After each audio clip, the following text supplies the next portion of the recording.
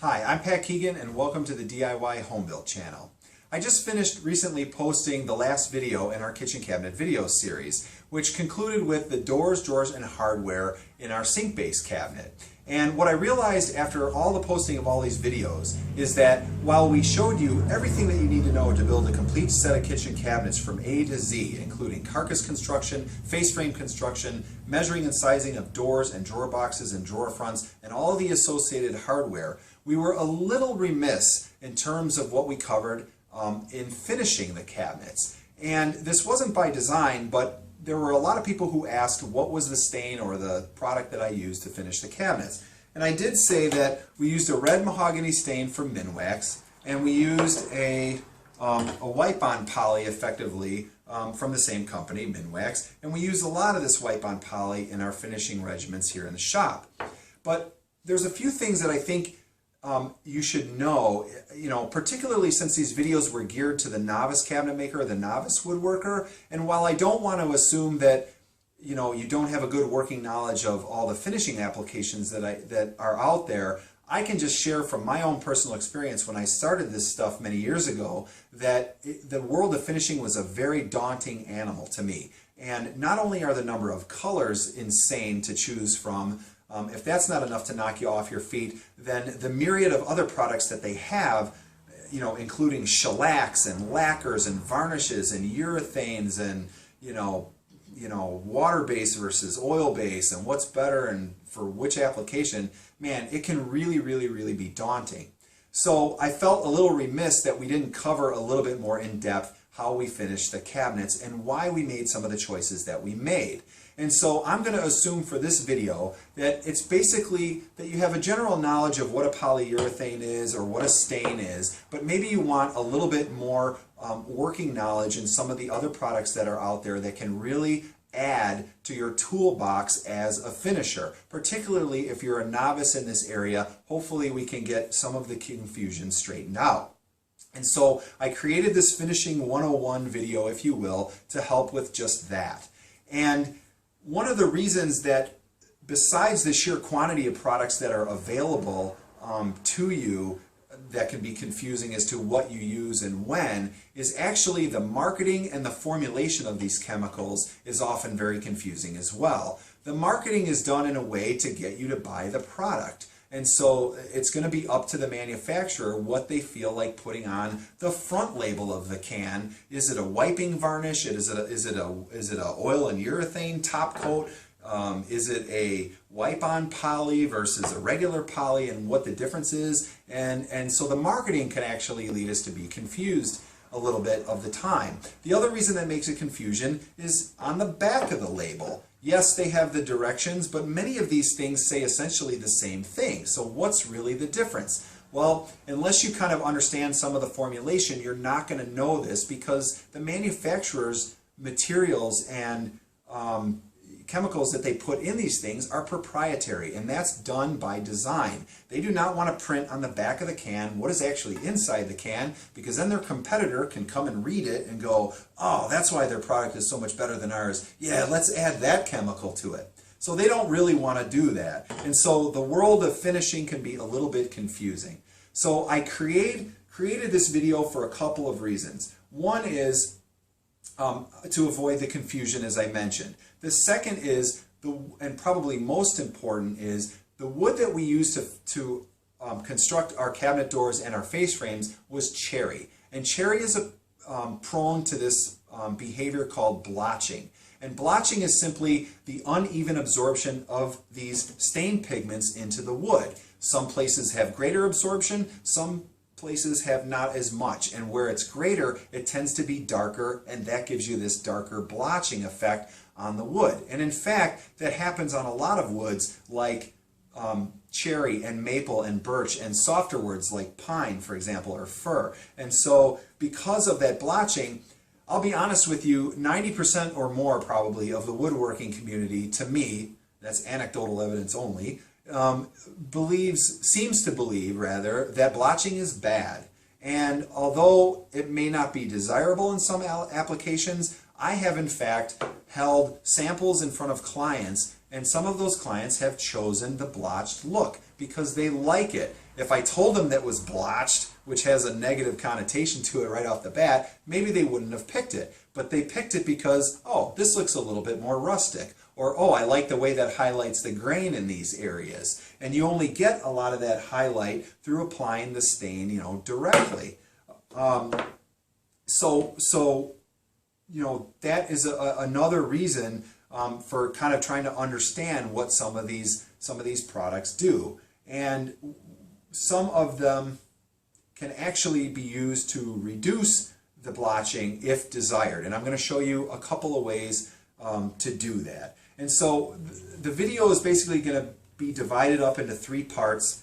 I'm going to cover what I call kind of the essential products. I mean, everybody has their own definition of essential, but I think I've structured this in a way where if you can get a good working knowledge of the products that I have in front of me and why they're used and why some are better than others at particular applications, then this is going to be a great springboard for you to jump into other elements like water-based dyes or glazes. And I'll do another video on those as well because you can get a lot of great coloring from water-based dyes. And in fact, poplar, which is a softer green wood, can actually be dyed using a series of steps to look almost exactly like cherry at a fraction of the cost. Although you'll make up some of that cost in the amount of time that you're going to be spending on it, which is why we don't do a lot of that. But it's just to show you that you can get good rich colors using some of these other techniques. There's just not enough time in this video to do them all very comprehensively and give them the diligence that I think is needed. So the first part of the video will be to go through some of these basic products that if you get a good understanding, you'll be pretty well on your way. The second part of the video, I'm going to talk about the tools and techniques that we use to finish the wood, to apply the products, and what to do between coats. And then the third part of the video is actually going to have some demonstration. I'm going to have 4 pieces of wood.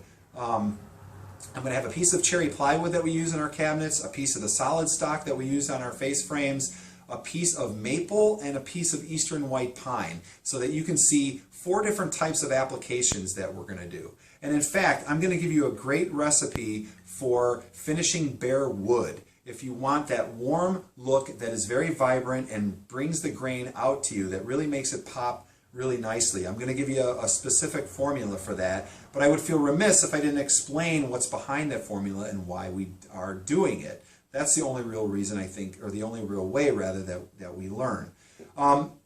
Before I start really talking about these products, let me talk about safety first. I'm not a chemist, although I took chemistry once upon a time, but there's a difference between toxicity and volatility. All of these chemicals are volatile to a point. You don't want to use them ever to an open flame, and you really want to keep as much air flowing through their shop because they are volatile, which means they evaporate and they're flammable. So gasoline spilled on the floor, the volatility is not in the liquid gasoline, it's in the fumes that are sitting above the gasoline as the gasoline evaporates into the air. And so all of these chemicals are volatile to a point. Some have a higher volatility than others, but you always want to keep them away from open flames. And keep your air ventilated so you're not breathing a lot of it in. Which leads me to the topic of toxicity. Toxicity then refers to, how poisonous really is this stuff to us. None of the chemicals that I'm using here, not the shellac, not the stain, and not the urethanes, are considered highly toxic. That being said, that's not an excuse to throw caution to the wind and sit in a closed room and inhale this stuff, because that will affect you negatively down the road, and you don't want that. So always use a ventilator or keep the air in good ventilation so that you are not being exposed to too many, even though the fumes are considered less toxic than, say, a lacquer fume.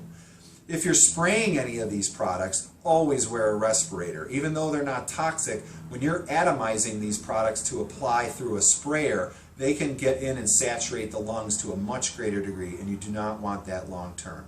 So always wear a respirator. Aside from that, make sure you read and understand and follow all the safety instructions that are on the back of these cans. That is your best bet at staying safe and always follow what the recommendations are by the manufacturer. Don't take what I say as an excuse to throw caution to the wind and you know, put your health at risk. You definitely don't want that. But I have the shop. It's got a fan that pulls air through it, so it's well ventilated. So you won't see me wearing a respirator for any of these products, but that's my choice based on my understanding of these toxicity levels for these products. So that being said, always wear a respirator if you're spraying, like I said, and always wear clothing that you can afford to get dirty or thrown out, because inevitably you will get stain on them or finish and it won't come out in the wash. And always wear these gloves. I used to never wear these things until my fingernails started looking like, you know, the Walking Dead, and it's just a bear to clean the stain out from under your fingernails and everything. So I just started wearing these out of convenience. But in the event or likelihood that any of these are a carcinogen over time that, you know, that you don't want to absorb through your skin, it also helps that. So buy a box of these disposable gloves and wear them, and to protect your hands, and also it's very easy cleanup. Okay, I have this table arranged in a certain way. I basically have what I would refer to as sealer or undercoats here, and their associating diluting agent, which I'll talk about. It sounds like a big word, but it's really not. It just means to water it down, so to speak. Then I have the actual finish themselves, the stain or the application that alters the appearance of the wood, and then I have the top coat section over here, which I'm going to go into with great detail. And so let's start with what I consider the sealers of the family, and that is shellac. This is an off-the-shelf sanding sealer. They call it a universal sanding sealer, and it is just basically 100% wax-free shellac. And a shellac is a good sealer for anything that for example, if you have knots in wood that are bleeding, the tannins of the wood or whatever, sap or anything that's coming through, the shellac is going to help seal that. An analogy to this is this same company makes a white pigmented shellac-based primer that goes underneath paint, and I've used that multiple times if you're trying to seal water stains that keep bleeding through the paint finish, or you're trying to hide pen and pencil or crayon marks. Use a shellac-based primer, and that will fix that problem from bleeding through the paint, because some of those stains on the walls, you can put 50 coats of paint on and it's still going to bleed through. So you can use that, but that's not what this product is here. That's just an aside for you to know.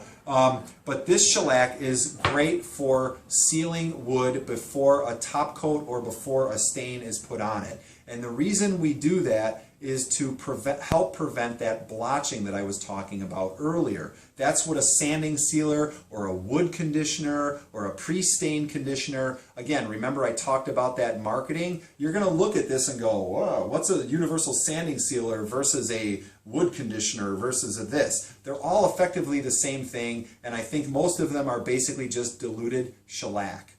And so shellac, just so you have a working knowledge of it, shellac is actually a finish that comes from a bug. It's called the lac bug, and they produce some kind of secretion. I don't know exactly how it all works, or the biology of it all, but they produce, the bug produces this shellac that is on trees. The shellac is then harvested and broken into flakes or formulated into flakes, and you can actually buy those shellac flakes and mix them with denatured alcohol and produce your own shellac. And a lot of woodworkers and a lot of enthusiasts actually do that. I don't like to do that just because I want to be very quick with it and buy what's on the shelf so I can get going with it. And so, you know, again, that's just me, so I buy the stuff on the shelf. Now, the way shellac is mixed is configured in what's called a pound cut. So a 1 pound cut of shellac just means that 1 pound of shellac flakes is dissolved in 1 gallon of denatured alcohol. So you have a weight by volume comparison. And a 2 pound cut is 2 pounds of shellac flakes dissolved in denatured alcohol, and a 3 pound cut is 3 pounds of flakes, etc., etc.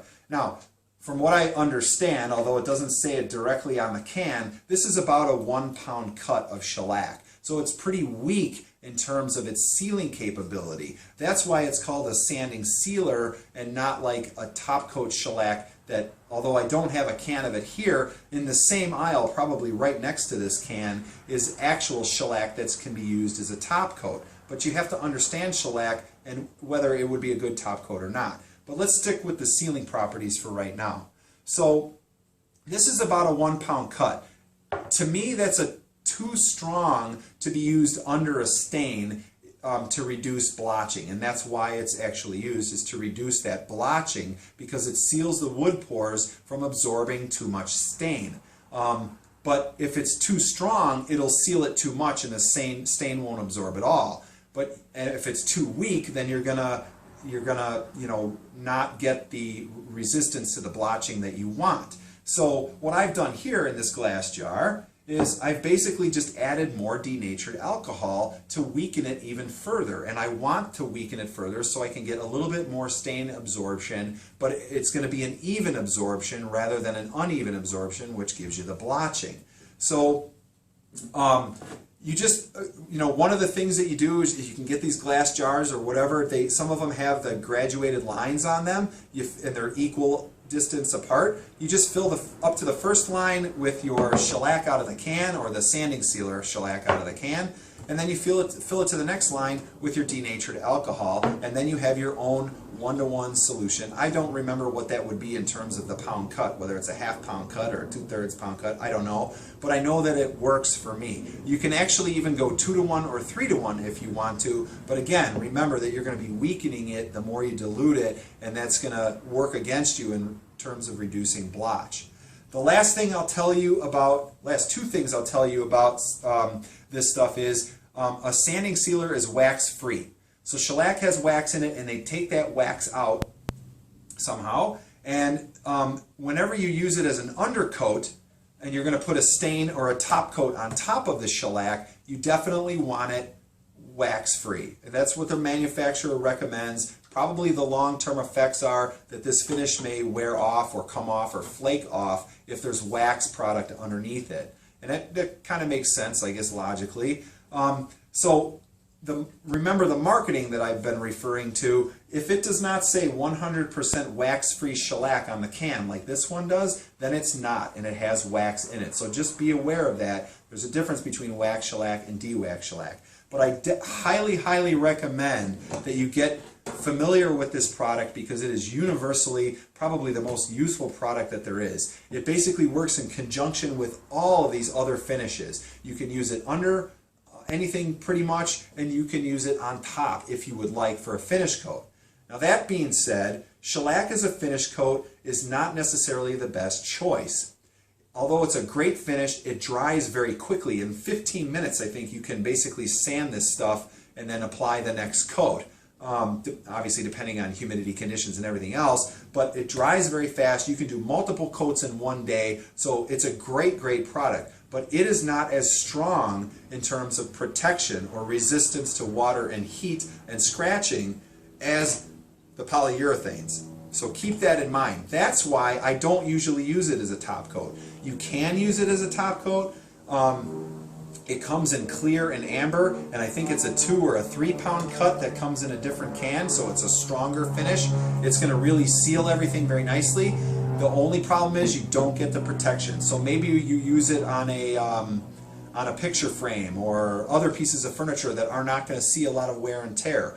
Could you use it on your cabinet doors? Sure. Your cabinet doors aren't tabletops, so they're not going to have a lot of stuff on them, or maybe need a lot of scratch protection, or maybe you're not going to, wipe them down to clean them very often. So yeah, it could be used as a top coat. But again, this product is just designed because it's weakened so much to be an undercoating or a sealer. So just be aware of that. It's low on the strength of resistance to protection, or the protection scale. It's very low. Even lower than that, as we move into the next segment of products, even lower on the protection scale is just regular oil. This happens to be boiled linseed oil, and this is used on wood to produce a vibrant, rich, deep appearance of the wood and the wood's grains. It's almost like getting it permanently wet. And you know, when things dry out, they look hazy or washed out. They're not very good looking, bare wood. But as soon as you put an oil on it, it looks rich and vibrant, and you can really see the depth of the grain. However, you can just use this as your top coat and you're done.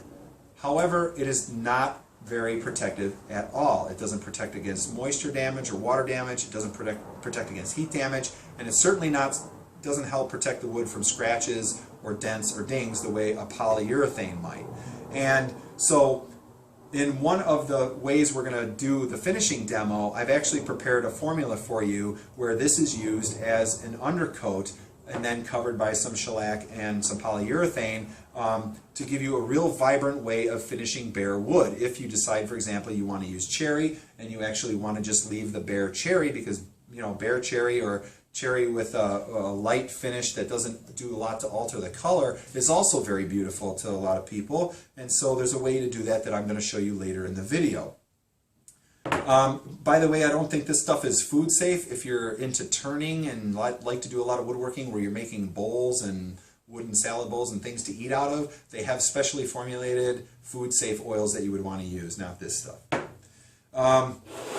In terms of stains, this, for example, is just a standard oil stain, we'll call it. And you can hear it maybe in the can. It's kind of watery sounding. This is the stuff that we use to finish the kitchen cabinets.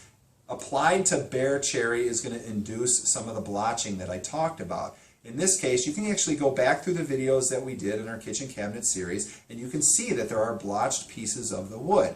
However, it was decided that this was not an undesirable effect in the wood. There was a little bit of rusticness to it that the clients liked, and so that's what we did. But you can go see, definitely, there's very big differences. Go back through the videos and watch, and you can see them for the finished pieces. That brings us to this next type of stain, which is a gel stain. And gel stains, in my opinion, were specifically built and engineered to reduce blotching without having to do a shellac undercoat. And the reason is these things are like pudding or mayonnaise or whatever that is in the jars, and as they're applied, they're not going to penetrate as deeply into the wood. So because of that, they don't penetrate. You're going to get the resistance to the blotching, which is actually an effect of deeper penetration of pigments into the wood. So again, I highly recommend whatever wood you're using, if you think you're going to use a gel stain, apply the gel stain, because as you're going to find in the demo that we're going to do, a gel stain on maple can give it a little bit of a washed out appearance and not really highlight the grain. So again, I'm going to stress how important it is to pick some scrap pieces of wood and finish those woods precisely the same way that you plan on finishing your cabinets. And I mean from sanding it the same way with whatever sanding grit you use, to using whatever sealer, if you use a sealer, to the stain, and to exactly how many top coats you're going to use. And only then are you going to actually see the finish and how it's going to look on your cabinets. If not, you may be committing to a huge mistake that will be extremely costly, or you're going to be very unhappy with it. So just keep in mind, gel stains, they're there just to reduce blotching. If you've got a wood like oak, which isn't prone to blotching, I probably wouldn't even use these. I would just use the straight stain, me personally. So then let's move into the finishing top coat portion of it. I'm going to talk a lot about polyurethanes and varnishes. Again, there's a little bit of a marketing kind of ploy here, I guess, or not ploy, I'm not really a conspiracy theorist, but there's a little bit of a marketing twist to this stuff in terms of the fact that a polyurethane is a varnish.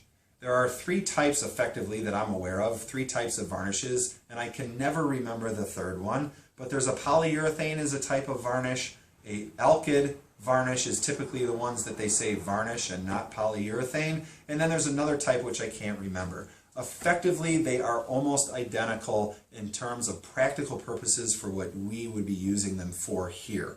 And polyurethanes are the highest on the protection scale in terms of water, heat, and physical damage, like scratches and stuff like that.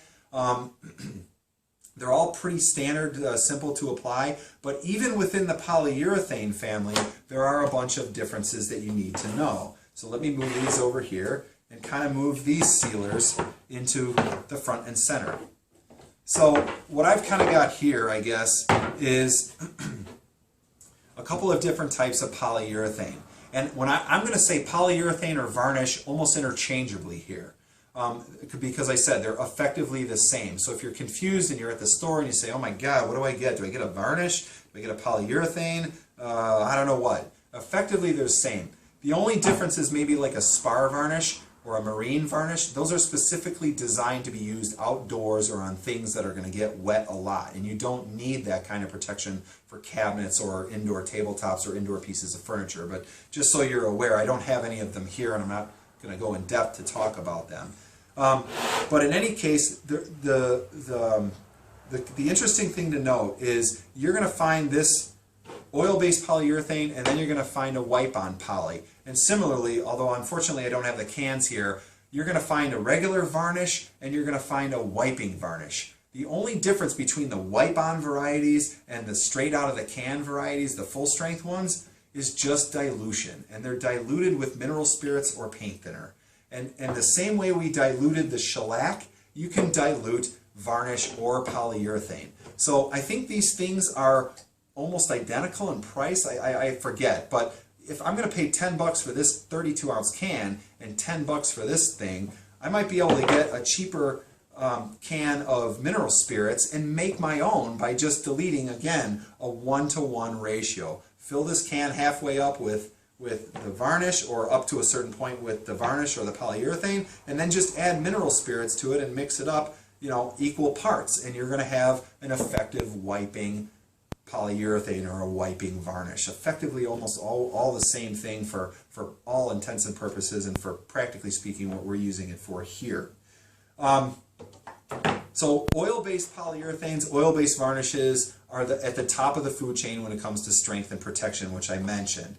The difference between the full-strength stuff out of the can and the wipe-on variety, whether you make it yourself or buy it, is the number of coats that you're going to have to produce to get the same buildup, to it. The interesting thing about lacquer is when you apply a coat of lacquer on top of shellac, when you apply a coat of shellac on top of another coat of shellac, it actually kind of melts the lower layer. The top layer melts the lower layer, and it becomes fused almost, so it becomes almost the same layer. The polyurethane is not. The polyurethane, once it dries and you put on a top coat, those coats are actually separate and distinct coats. Now, does that really matter? Probably not, but maybe I thought it was interesting that you know. It's just another reason I really, really like the shellac a lot and try to use it a lot.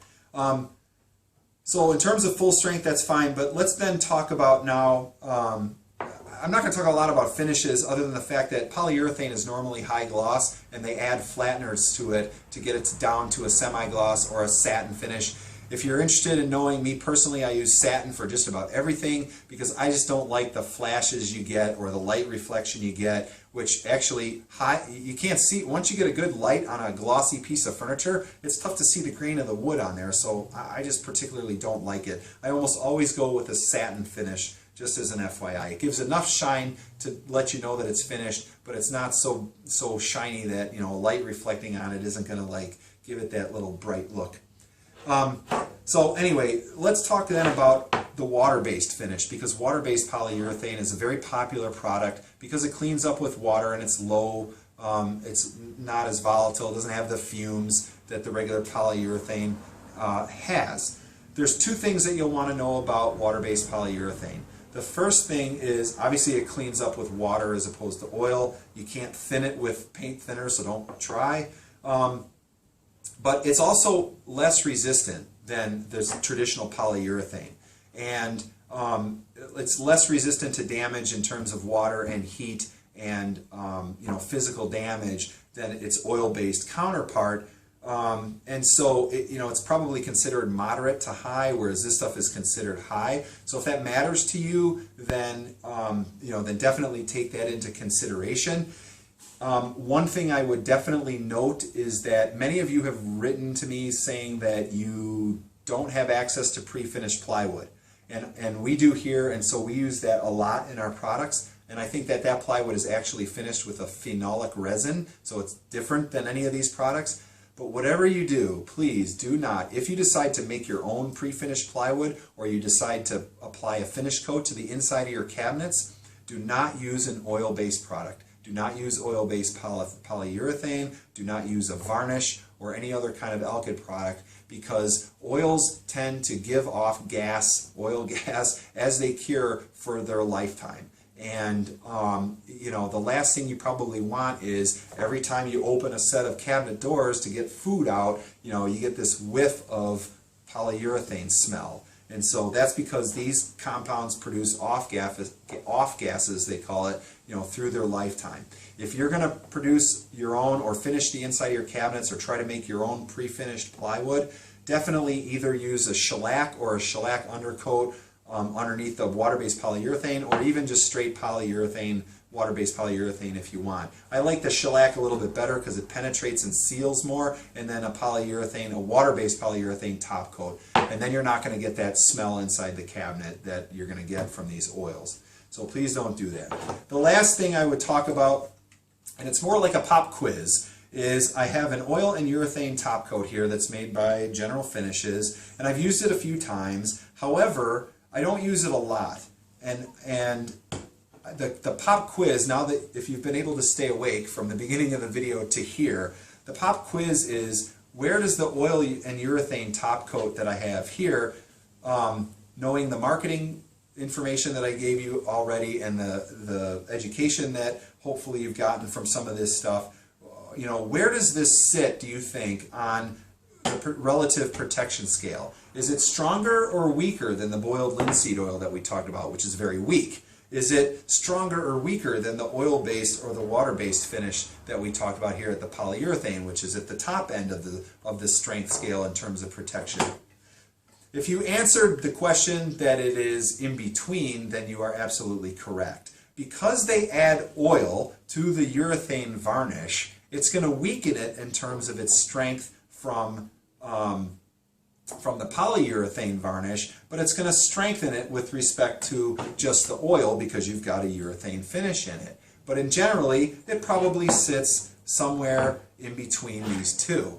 And so the question you have to ask is, how much wear and tear is the wood going to take that you are finishing? If it's a tabletop, I would never use this stuff in 100 years because it's weaker. It's not going to protect the finish from people setting their cups of water on there or their glasses of water or scratching it or sliding plates and silverware on it. I wouldn't use it because it's weaker than this. However, it does provide some better measure of protection than the oil here. So I might use it on something like picture frames or things. And the oil in it is going to help some of that vibrancy that we talked about that straight oil will do. And when I talk about things that are vibrant or, you know, grain that's, you know, becomes very visible, you have to see it to actually believe it or understand it. And so, again, I encourage you to try this stuff on samples. So again, I mean, you could use this on your cabinets, but why do that when you've got regular polyurethane available to you? And it would just be introducing another complexity that you would have to watch out for. So I don't really recommend it. You know, again, it's a thing you don't really need to do if you don't want to.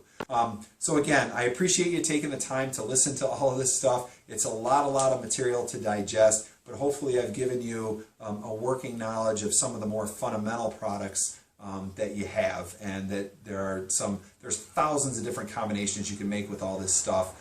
But just start with the basics and know the basics so that you know how then you can kind of launch yourself to do other things.